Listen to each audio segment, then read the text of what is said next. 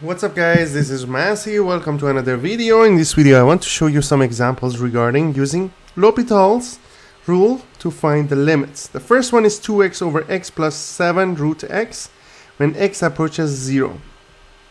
So that's 2 times 0 over 0 plus 7 times root 0. That's going to be 0 over 0.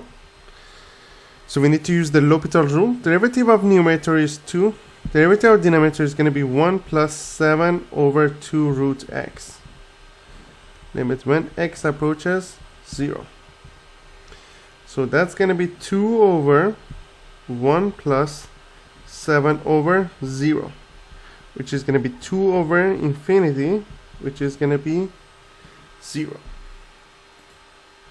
Another example would be limit of 2x squared minus 3x plus 1 root x plus 2 over x minus 1 when x approaches 1.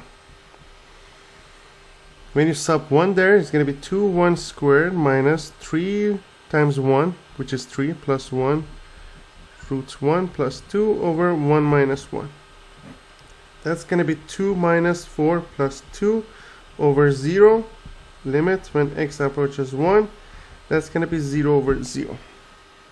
So we can use L'Hopital's rule. Derivative of 2x squared is 4x minus, here is going to be derivative of 3x plus 1, which is 3 times root x plus 3x plus 1 over 2 root x over derivative of x minus 1, which is going to be 1 when x approaches 1.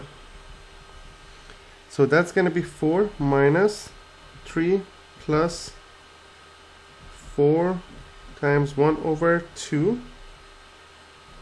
over 1, which is going to be 4 minus 3 plus 2. That's going to be equal to 3. I hope you enjoyed this video. Please leave me a comment if you have any question. I will leave some related videos and playlists in the description in case you need extra practice questions.